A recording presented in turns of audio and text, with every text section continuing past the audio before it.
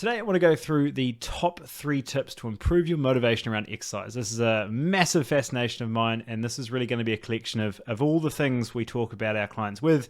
These are probably 3 that I summarize the most. And the reason that they're fascinating, the reason I think they're going to be really valuable for you today is because it's not about the exercise itself. It's about the psychology behind how you think about exercise, how you think about yourself, how you think about progress, certainly as we age. So there's 3 things I want to go through, and at the end I want to give you a little bit of an action plan to really walk away with if this is you. All right, so the first one we really want to go through, I think really is front of mind. If you're someone that's in your mid-40s and 50s and you're starting to notice that your exercise motivation has declined, or simply your frequency of exercise is either lower or just non-existent, then this is a really, really important place to start, which is don't try compete with your old 20-year-old self. Try build towards what you want to be at 80. What that really allows you to do is, rather than trying to get back to something that you can never fully grasp, you're not going to have that level of flexibility, you're not going to have that level of skin sort of youth there. And I think, the common phrase we tend to use now is, when you were 20, you were just rubber and magic. And when you try get back to that, you'll lose. When we start to look at building towards the 80-year-old version of you, and really something that within Body Reset has become a really strong anchor for a lot of our clients, I think it's been really, really beneficial, because what it does is it puts a beautiful perspective on where you want to be in 20, 30, 40 years. And that awareness of the problems that we have today, the urgencies that we have today, the perspectives that we have today, all start to shift when we look at it through the lens of what do we want at 80. A lot of the times we won't be stoked that we put all of our effort in every single waking minute to get a project A or B done. We will be stoked that we took the time to be present around our family, that we looked after our health, and that those hips are feeling a little bit better now because of it. So when we start to anchor those small pockets of information for us now, we start to put in perspective, health is always about it being something that we can insert into our life, whether we're busy, we're not busy, or whatever. Because the conversation I'm going to have with a lot of people, and I think you should be having with yourself, is if you are pushing exercise right now because you are busy, the first question you should ask is, do you think you'll be busy again in the future? And if the answer is yes, then there should be no reason to push it or delay it down the road to start at some other time. So I'm getting off track, but that awareness of really shifting your perspective around working towards your best 80-year-old self and the deposits that you're making today that you know will make a huge impact then. At the end of the day, would you rather enjoy 3 years of feeling healthy, or would you enjoy 30 years of feeling healthy? So stop delaying it, push towards creating that 80-year-old version of you rather than trying to compete with the old 20-year-old.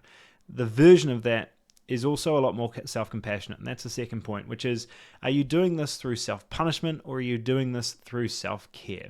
If it's self-punishment, you're constantly pushing yourself in a way that's probably not how you'd talk to a friend. It's the words that you probably wouldn't want to be saying out loud.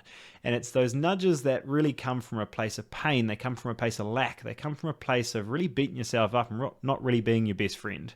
And if you're in that spot, which would be 95% of you, and for the other 5%, you're probably still kidding yourself, it's an awareness of how would you talk to your friend. Look at, reflect, and in that space of, if they slipped up on their nutrition today, or they missed a couple of days workouts, what would you do? What would you say to them? It's probably going to be somewhere along the lines of, never miss twice. We can get back on tomorrow. It's all right. What's next, right? It's an awareness of just a compassionate awareness of, that's what's happened, that's cool, what's next? And what really happens in this world, and why this is really an important part of this conversation, is we're talking about the ways we talk to ourselves. And a phrase that's really stuck with me since it was I heard it on a podcast or within our team was, the most resilient people are the ones that are most self-compassionate. And that really, really applies. If you want to enjoy progressing and moving forward or looking after your health, it has to be a process that actually internally you feel like your own best friend. And I think that's a space, and a beautiful space to get to, but also one of these really non-tangible ways of really putting a finger on why you feel you're not moving forward with exercise. And I think when you start to improve, or at least audit, that internal dialogue of how we push ourselves, that makes a huge difference. So next time you're getting a workout in, or you're thinking about getting a workout in, but it's a little bit cold outside, maybe audit how you talk to yourself. You can still push yourself. You can still have that drive. You can still get so many things done, but you can choose whether it comes from a place of pain, it comes from that place of punishment, or whether it comes from a place of self-care. And when we push towards that, you become your own best friend, you become your best supporter. You can still hold yourself to high standards, but when it doesn't go your way, you don't beat yourself up about it. The conversation I really like to have here is, You're perfect the way you are, but you can always improve. And it's really finding that balance. And it's something that I'm continuing to work on. It's a conversation, a dialogue that I have to continue to audit when I'm tired, when I'm grumpy, when I'm impatient, when I did miss those workouts. It's a conversation that we need to have with ourselves. And I think it's a muscle to be built. Just like everything we do here, the more we lean in towards these positive feelings or these negative feelings, the more we reinforce that. So you choose what route you want to go down. Do you want to continue to reinforce the negative ones? If I can't do this, I hate doing this, this is so hard, or do I want to reinforce the positive ones that really help me move forward? I enjoy this. This is making me feel better. I always feel better afterwards, right? When you reinforce, you start to create momentum, and that's really where it truly comes from. And that comes to the last one, which is not all exercise is equal. And I think this really is an important discussion to have to get you away from a version of binary thinking around health. Health is such a beautiful topic. It's why I spend my entire life obsessing about every component of what we do.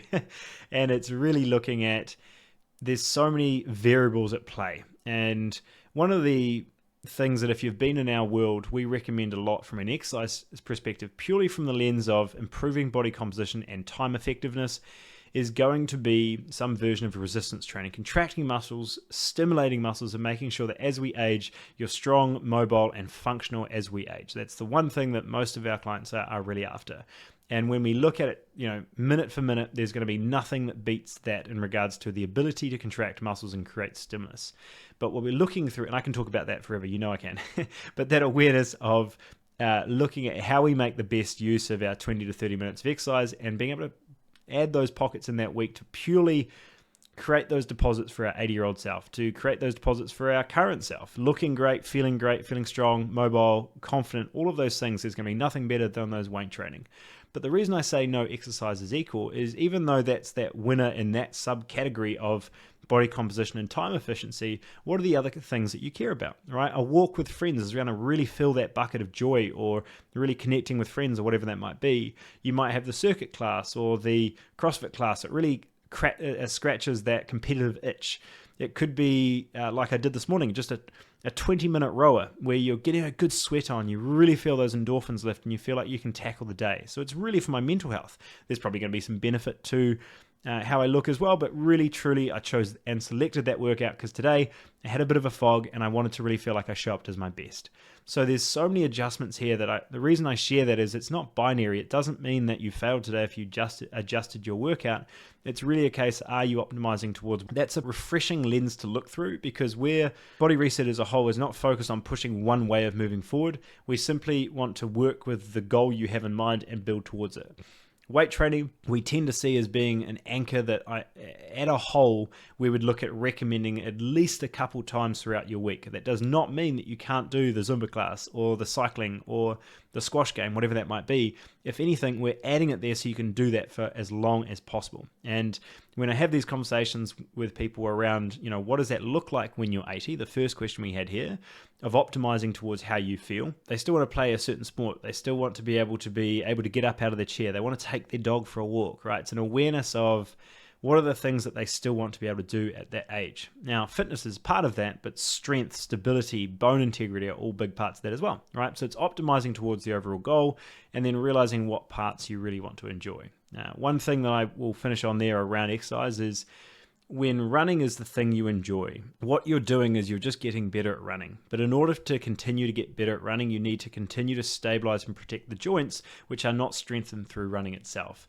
So as we age, one of the things that you need to lean into is, your body's not made of rubber and magic anymore. It's not 20 years old.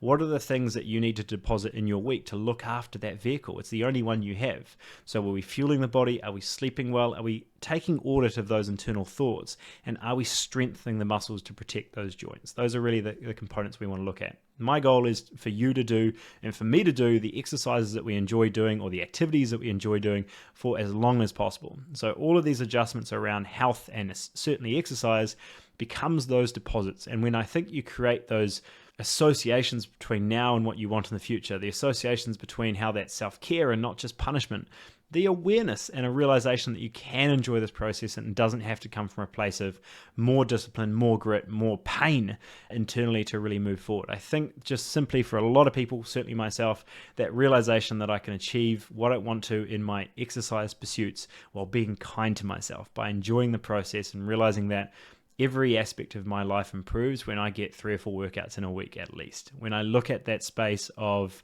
my ability to tolerate stress. We've talked about this a ton. Stress is not a level, it's a threshold. And when I get some workouts in, I choose my own challenge in my day, my ability to tackle what comes at me that day, I know is 3 or 4 times better. So that's why I do it. Hopefully there's some ideas circulating in your head around how that may allow you to associate exercise slightly differently.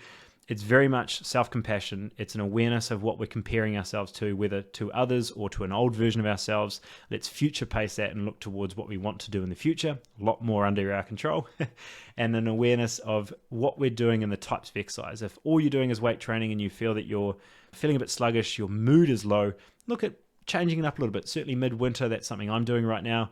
And then if all you're doing is the cardio or the running or nothing, then looking towards some of those contractions, strength-based movements we've seen time and time again to be a really beautiful place to build a foundation. So I hope that's helpful. I hope that's an amazing place for you to start. As I promised at the start of today's training, I want to give you an option to dive into this into small steps, incremental steps to really help you move forward. And the best way that we've seen to be able to help individuals move forward with this is with our 5-day challenge. If you haven't gone through this, this walks you through our entire coaching thought process around how to install one habit that's nice and simple, make that feel like your new normal, and then build on to the next. We do 5 days of really going through the main segments of health that we look at. If you follow Body Reset for any level of time, looking at health and digestion, looking at that psychology, that nervous system, and managing your state throughout the day, and then looking at contraction and movement on top, bringing those all together, considering the full picture rather than just one segment of diets, allows you to really get your body back on your side. And that is the only way. If you're above 40, it's going to happen. You're going to feel like you're on your side and you feel in control. So I hope today was helpful. It gave you a little bit of an insight, and let's get that workout out. See ya.